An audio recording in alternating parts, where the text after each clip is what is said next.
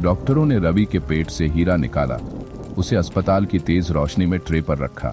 छोटा चमकदार पत्थर बोनी की नजरों में अटक गया। उसने दस्ताने पहने हाथों से उसे उठाया।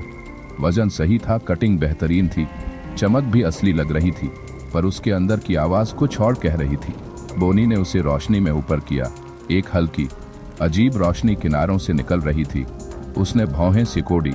असली हीरे ऐसे नहीं चमकते। एक ठंडी सच्चाई सामने आई।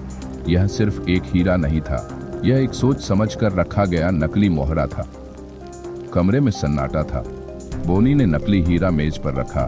तभी फोन पर एक अजनबी संदेश आया, 1 घंटे में हीरा लौटा दो वरना मरने के लिए तैयार रहो।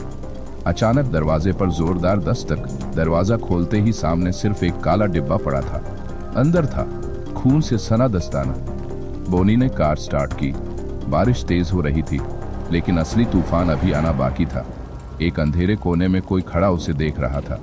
जैसे ही बोनी की कार गुजरी, साया फोन उठाता है। वो जाल में फंस चुका है, अब आगे बढ़ो। बोनी श्रीमती नलिनी के घर पहुंचा। दरवाजा आधा खुला था, अंदर हर चीज बिखरी हुई थी, मगर नलिनी गायब थी।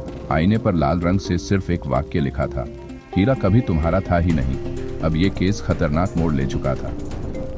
बोनी जैसे ही पीछे मुड़ा, एक गन उसकी ओर तनी हुई थी। बारिश के बीच एक परछाई उभरी, हीरा दो। अचानक एक जोरदार धमाका हुआ। हमलावर जमीन पर गिरा, लेकिन गोली बोनी ने नहीं चलाई थी। कोई और अंधेरे से बाहर आया था। बोनी की आंखें फैल गईं। सामने खड़ा शख्स रवि था, जिंदा, हाथ में बंदूक और चेहरे पर एक शातिर मुस्कान।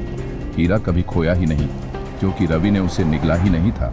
उसने बस सबको यही सोचने पर मजबूर किया, और अब असली खेल शुरू होने वाला था।